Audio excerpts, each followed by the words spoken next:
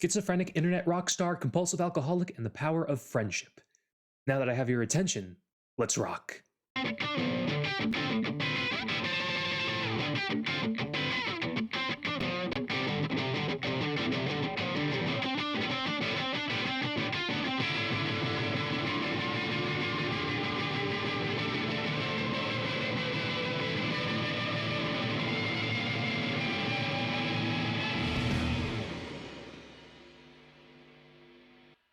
Transition. Have you given this album a listen? Every season, there's that one anime that you see trending on Twitter, and then you find out it's about a shy girl who wants to play guitar in a band, and you think it's going to be the most tropey and boring show you've ever seen, and then just smacks you over the head with a metric ton of effort that you reconsider your original position and binge watch the entire thing in one sitting. And you can probably guess where this review is going. Bocchi the Rock has absolutely no right to be as high quality, high comedy, high music, high animation as it is. When I watched it, I got hints of classics like Kaguya-sama and Nichijou, not in plot per se, but in the comedic spirit and the wholesome moments that push past the repetitive tropes of Bocchi the Rock and deliver a damn good time, and a character who's so off-putting she becomes the bell curve meme and is enjoyable again. Bocchi the Rock is a Cloverworks animation directed by Kiichiro Saito, I apologize if I mispronounced that, and it's based on a 4-panel manga series, called it with that Nichijou callback, written by Aki Hamaji. It follows the exploits of socially anxious, understatement of the century, neat rocker Hitori Goto, also known as Bocchi, who only took up playing the guitar to join a band for the specific goal of becoming popular and finding friends, whom she has none of. So, after spending most of her young life teaching herself how to rock, she's become a minor internet sensation and has severe emotional anxiety. Think Komi can't communicate, but even less functional. She's so incredibly lonely and socially anxious she can barely go outside, and any acknowledgement from others outside her family has a 50-50 shot of sending her into a catatonic state. But even emotional distress won't get Bocchi down, because high school will be totally different for her. She'll find other friends who share her interests and start a band, and of course, none of that happens. She spends the first day of her second chance skulking in the classroom alone. But fate and talent finally pay off for Bocchi, because by happenstance, her plan of walking around with a guitar on her back so someone will go up and ask her about it actually works just outside of school, and she's asked to play as a backup for the newly formed Kesuku band, a play on the Japanese word for zip tie, and becomes an instant overnight sensation, curing her of her anxiety and teaching her the power of friendship and hard work. And I'm just screwing with you, the band's terrible, Bocchi can't even face the crowd, hiding under a box the whole time, and what little hope she has is wholly shattered. But what's important is that Nichiji and Ryo, the two souls who ask her to play backup, don't really care. They didn't play too well either, and there's always a next time. So now, even after failing, Bocchi still won, because now she has an outlet to play songs that's bigger than a 6x3 closet. And she now has friends to help her slowly, painfully, and comedically break out of her shell.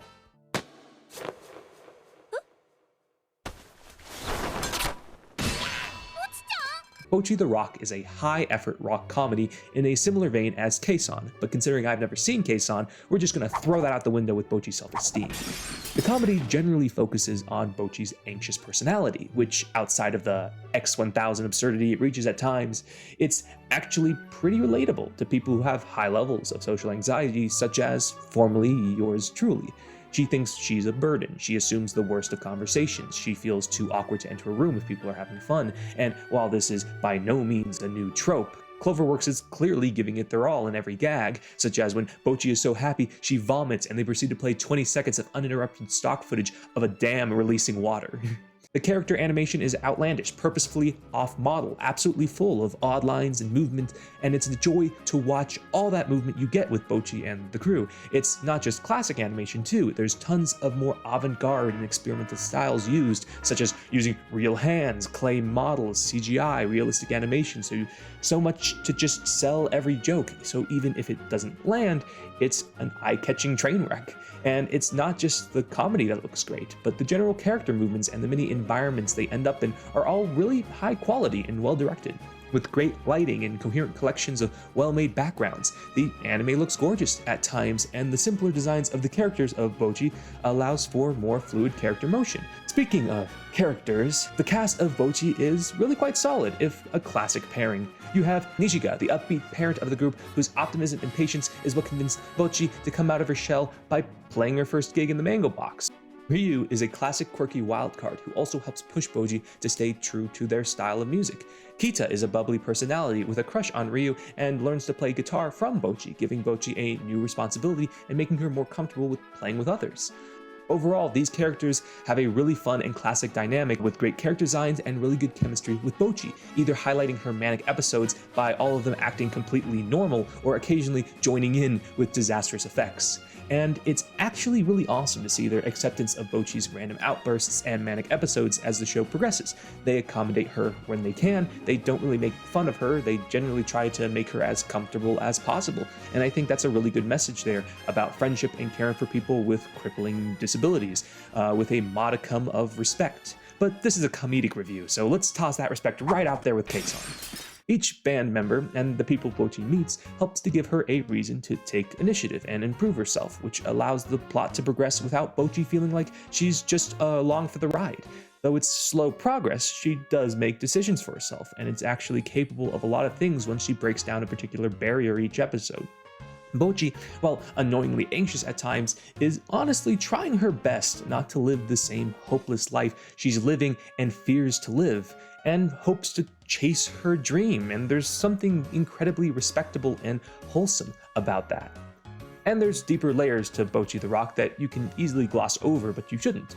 Bocchi's brand of anxiousness is actually really interesting, how she's not some pure-hearted, lonely soul, but rather a slightly manic gremlin and passionate rocker who's only held back by her incredible rock-bottom self-esteem. She's a semi-compulsive liar, she wants to join a band and be popular, and with an inch of praise, she gets the biggest head you've ever seen in anime. But even with all that, she's just got a charm to her that makes you understand why her friends don't mind when she spaces out for a good quarter of an episode to relive imaginary trauma from her youth. The whole show just has a really positive vibe, and while Bocchi is the butt of many jokes, her friends don't laugh at her, and they just try to treat her a little more gently as she progressively comes out of that shell. And that coming out of the shell leads to some very nice rocking as Kosuku Band tries to make a name for themselves in Nichigi's family nightclub. They aren't perfect, but the path is set, and each of them is committed in their own way. And though at the moment they've only played one audition and one concert, the overall music of Bocchi actually does rock, and you should really listen to the OP and the ED. And the everyday moments in gags in Bocchi are really diverse and impressive. You get strong alt rock, you get Middle Eastern music, you get GameCube sounds throughout the huge catalog of music you get throughout the show.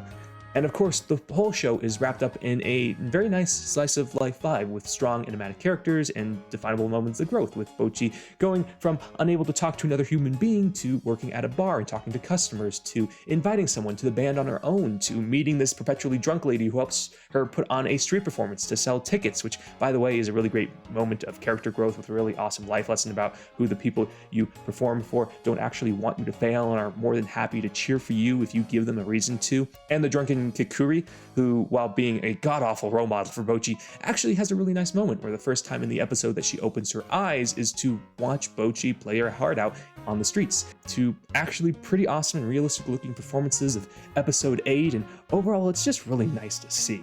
There are genuinely heartwarming moments and weird moments in this comedic show and awesome rock moments, and I think that's the crux of it. Bocchi the Rock is an exceptionally fun time. It doesn't reinvent the wheel, it doesn't try to be anything it's not, it doesn't oversell itself, instead it's clear. Cloverworks and the writers and the animators really had fun making this, and I really enjoyed watching it. So if you are looking for a classic head-bobbing, binge-watching anime, Bocchi the Rock is certainly for you. A absolutely solid 8.5 out of 10. Thank you so much for watching. If you like this review, if you like Bocchi the Rock, if you have any recommendations or like the content on this here channel, please consider liking and commenting. That will help the algorithm out a ton. And if you want to go even further than that, you could subscribe for more anime content, for more interesting streams, as you can see on the live stream section of the channel, and hopefully more interesting content as we get to 400 subscribers, either this year or next. Regardless, thank you so much for watching. Again, if you have any interesting anime you want me to review, please leave it in the comments, and I hope you all have an absolutely wonderful day. My name is Locklan, Star Eyes, and I will see you next time. Bye bye.